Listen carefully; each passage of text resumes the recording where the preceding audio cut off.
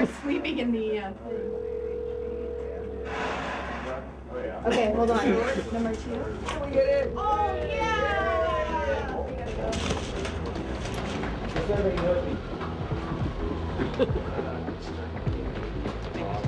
Coffee will be ready soon. Well, coffee. I think we're in the zone.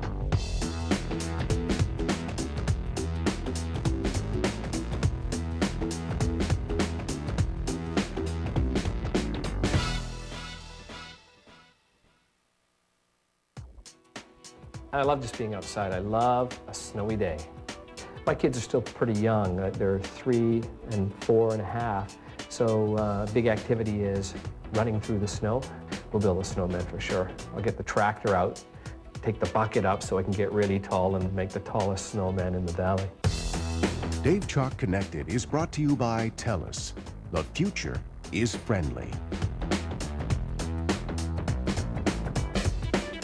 Video phones, well, they've been around for a long time, in fact, probably 30 years. What's making them more prevalent now is that we took the telephone call and put it over the internet along with the video. So it's a very logical thing to hook up a video phone. The question, maybe why they haven't taken off, is do I really want to look at someone or have them look at me the whole time I'm talking on the phone? I don't know if I would say proprietary. No, but I because mean, people see that as a negative. different way. Yeah. But I need the facts. Yeah, you want to deeply product I it? need the facts. I used to be a deep ago, but no, I left, unfortunately. The donuts couldn't keep me there. Healthy? Not healthy. Is it a video conferencing phone? What's it called? Video phone. And action.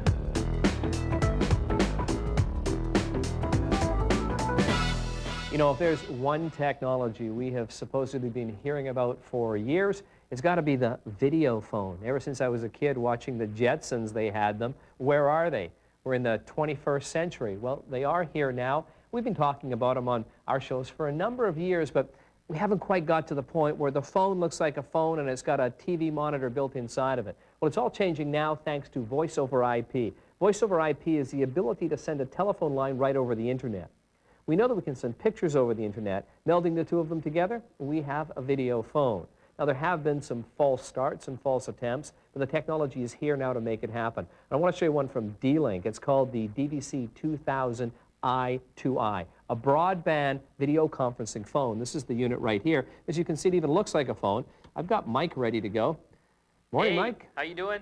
I'm doing fine. How you doing? I'm doing good. The only thing now, when you make a call, you got to look at the other person the whole time. I know. I've been working with you all day. Now I got to see your ugly mug. I don't know about ugly, but here's one of the things I think is really handy about this. If you've got friends and relatives somewhere else around the planet in a long-distance call region, Voice over IP also doesn't have any long-distance charges associated with it. So one of the nice things, especially in the winter when you're sort of huddled up in the home, and, well, there's Mike. Yeah, he's having some fun there. And you're huddled up in the home and you tend to make your long-distance calls then, have one of these phones at both ends, and you do need one of these systems at each end and a broadband connection. I'll show you in a couple minutes. You simply plug in the broadband and you can dial up the other person. 5-inch LCD, full color screen, all the features of a regular telephone, do not disturb, the call list, everything built right into it, and a handset and a speakerphone right on your tabletop. So it's really easy. And Mike, I'll throw it over to you if you've got some features of that and we want to talk about.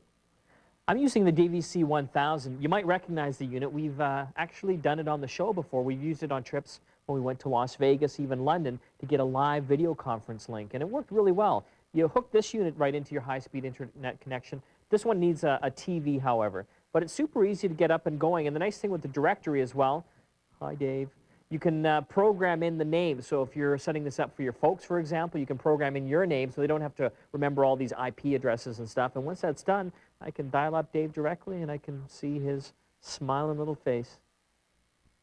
Now, the unit that Mike is working with is the DVC1000. It's been around for a couple of years. It retails about $300. Doesn't look like a phone, looks more like a camera, and you probably mount it on the top of your TV. The unit I've got, the DVC2000, as you can see, looks like a telephone.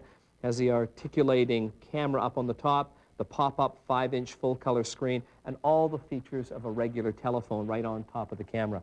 You know, if you do have friends or loved ones somewhere around the world, and you would like to communicate with them and don't want to spend all the money on long distance, an investment in a phone like this, it's a great way to communicate and stay in touch. Still there? You betcha. You know, one of the nice things about television is it's not always real. Mike, where are you? I'm in... This is Mike right here. I'm in Sweden right now. This is Sweden or France or wherever we need it to be. I want to just show one more thing over here. Come around the back of the unit. I wasn't popping it up before because I didn't want to disconnect it. We'll turn it. This unit right here is where you plug in the regular telephone connector, so you can use it like a regular phone. This is the high-speed connector going in to get the internet or IP phone, and also external video and audio, so you could also connect this one up to a television and use a big screen like Mike was using over there in France. Works well.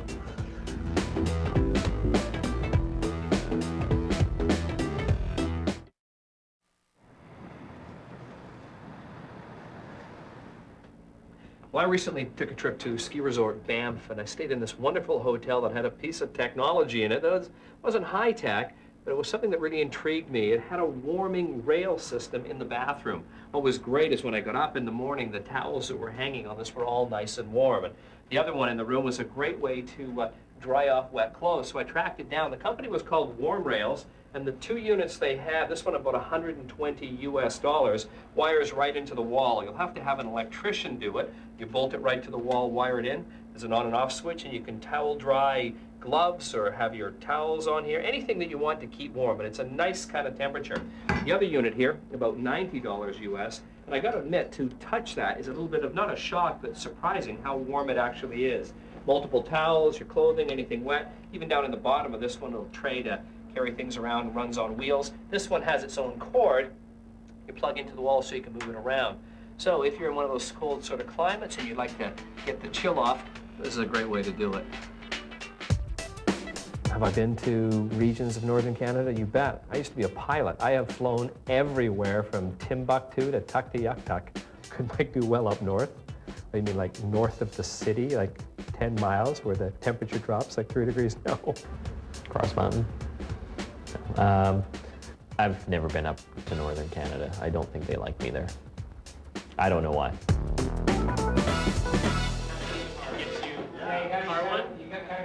Yeah, that's like the most important. The airplane one.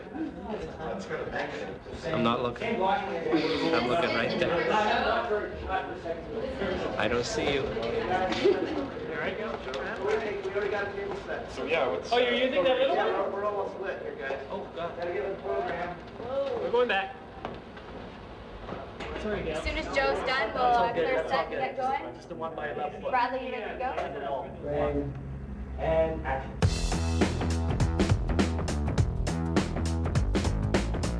You know, a few months ago, I had to replace the AC adapter on my notebook computer. Well, it cost me over $175, and it took me 3 weeks to have it ordered in. Well, there is a quicker way. There's a solution from Targus, and it's their 70-watt mobile AC-DC power adapter. And this particular one actually comes with 7 different power tips, so no matter what kind of notebook brand you have, Sony, Toshiba, HP, IBM, there's 7 different ones, it will allow you to plug your notebook in and juice it up. Another nice feature of this one is that it does come with the 2 adapters here. You can plug it into a regular wall outlet, but it also comes with a car lighter adapter as well, and an air travel adapter. A lot of airplanes in North America actually have this available in the seat back so that you can power up your notebook while you're traveling. And this particular adapter only goes for about $150. So get a little more versatility. You can plug it into your car, airplane, or a regular adapter, and you can pretty well get it right away. We answer a 1-800 number. Stand by, Mark. Okay. Dan cut. Are we back? Mark.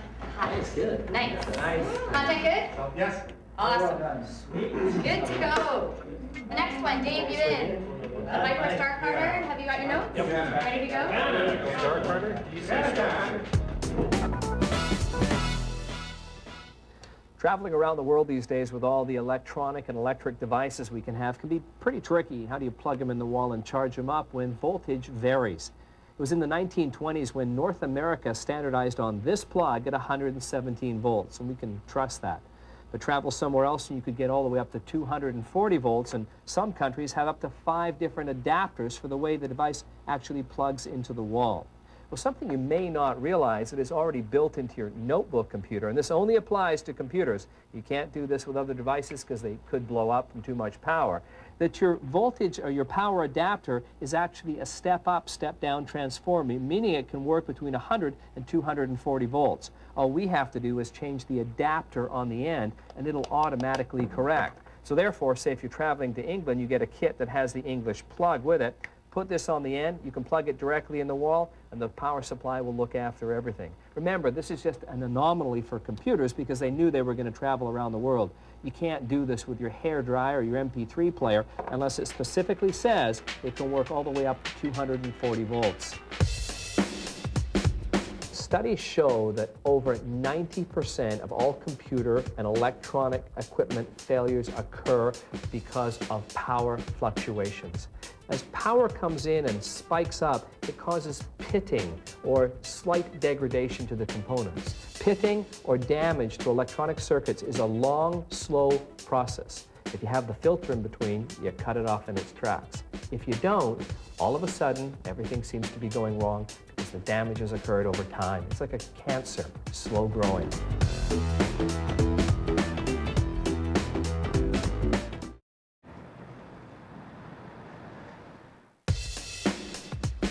I hate freaking email now. I probably honestly get about 300 junk mails a day.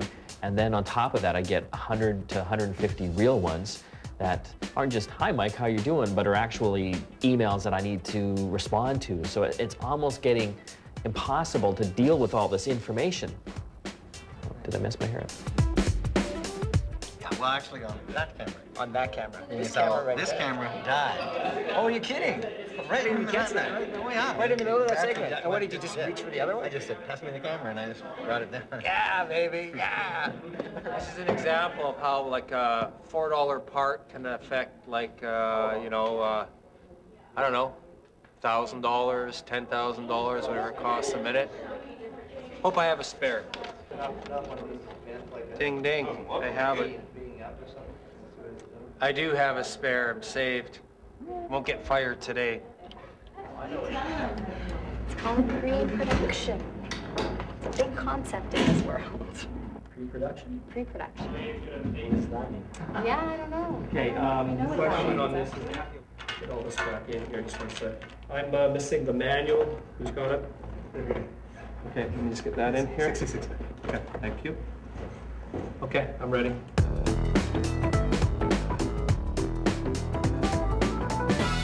You know, I haven't always been doing this computer or TV thing. Back in a previous life, or in my early 20s, I used to fly planes. Yes, that's right, I was an airline pilot.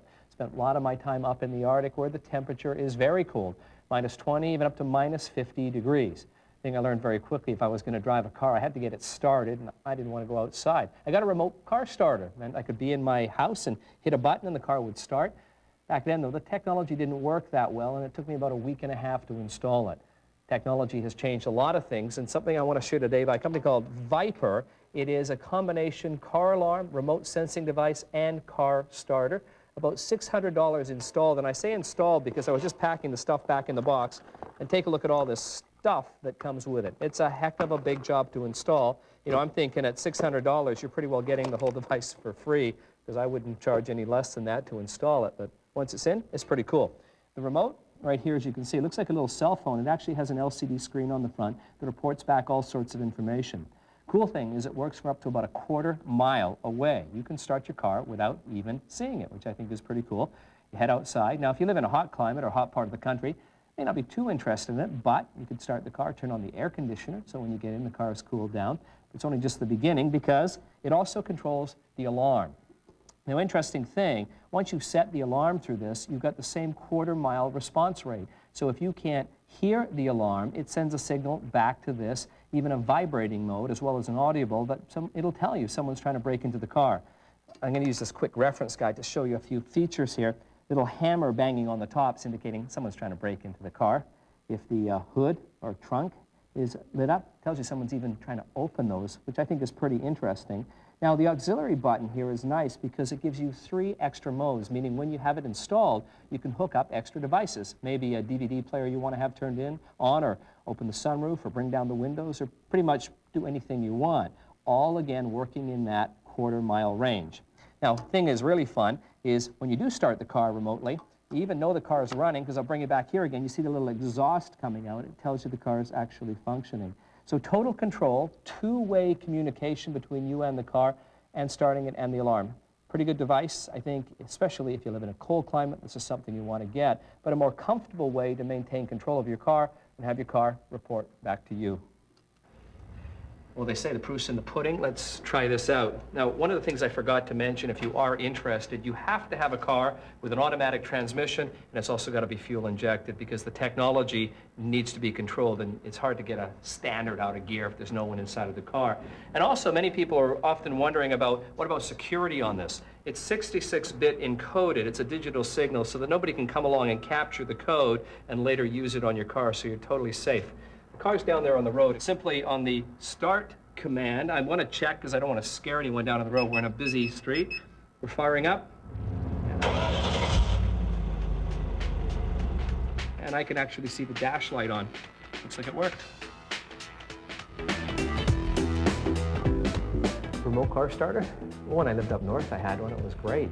It was -30, -40 in pitch black for like 6 months of the year. You hit the button, the car would start, it would be great. Other than that, that's kind of fun for the kids to look out the window, hit a button, and see the car fire up.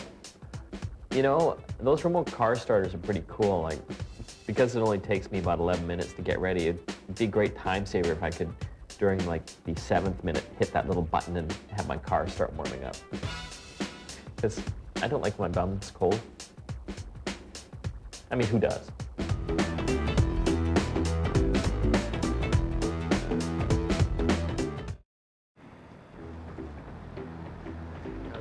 I think we're gonna make it on time. The whole goal is like get out of here on time. You know, the second you hit it, head into overtime. You know, you'll notice Kristen get a little like antsy at that point. Like, she's awesome. I love working with her because I gotta worry about the creative often. You gotta get a better shot. You gotta get a better shot. You gotta like spend a little time thinking about it. But then somebody's gotta worry about like staying on time and on budget and just keep moving and moving and moving and moving. It's really good like when she's like on the stopwatch. But anyways, once we're getting to that point where it's getting late in the day, it's like, oh boy.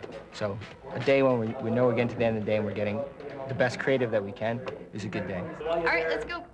Move that black. Show 12, 3-5, take 3, marker. And action.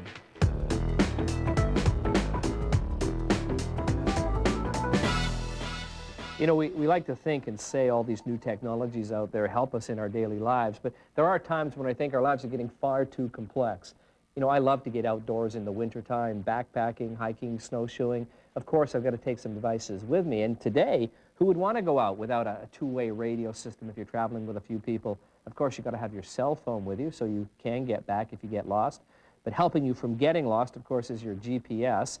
And then when I'm getting a little bored on the trail, I've got to have my iPod.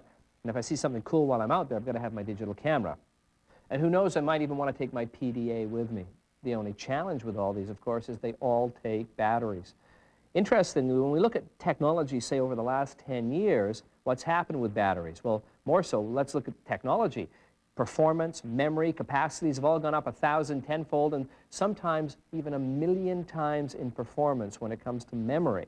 But the lonely old battery, well, it's changed a factor of 3, meaning we got to have a way to get extra power when we're out on the trail, or these things are just going to go dead. Well, there is a new device in the marketplace, and we can thank NASA in part for this, for first creating the technology, the solar panel, or photovoltaic cell, a system for collecting the sun's energy and converting it into electricity. This back is called the voltaic because it does have the panels in it. Retails for around $230, and what it does when it's worn on your back and the sun's in view, it collects energy. About 4 watts of power, charging a battery system on the inside.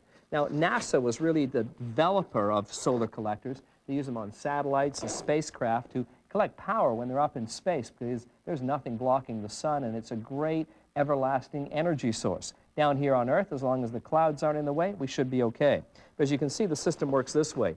Energy is collected from the sun, transferred through the cabling system to a built-in lithium-ion battery on the inside. And here's where the magic really begins. The company supplies you with a cable, and as you can see here, just like Mike showed you before, all sorts of adapters, one for practically every PDA and cell phone in the marketplace. If your battery starts to go down, you simply power up directly through the pack. Some systems will even charge up depending on how they're designed. Also, when you do get back to the car, you can use this system to power up the battery. The idea here is the battery in here stays charged, and if you need emergency backup power for what we call off-grid situations, you've got it ready to go. If you do a lot of outdoor traveling and just have to have your gadgets with you and you need more power, think of a system like this and you'll have power with you wherever you go, as long as it's a nice sunny day. And cut. Okay. Stand by. Cut. Ready? Cut. Photovoltaic cells, you just gotta have them. They're great. Seriously though, you know, I think in future you're gonna see a lot more of these because the sun's power is limitless. So yeah, I use a lot of stuff, but we gotta be really careful about, one, conserving power and being careful what we do with all these batteries and everything that's going into the landfill. That's all I'm gonna say about that.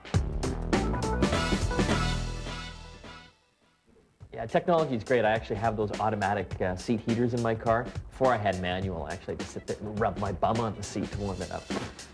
Kind of looked weird. Dave Chalk Connected is brought to you by TELUS. The future is friendly. You know, when it comes to alternate power sources, I really think we should be going a lot further than solar power, for example. In half of the average day, especially in more tropical places on Earth, we could be collecting power. Millions and millions of kilowatts of power a day could be created from the sun, which isn't being done. I think shame on us for not moving faster in this area. Now, where are you, Mike?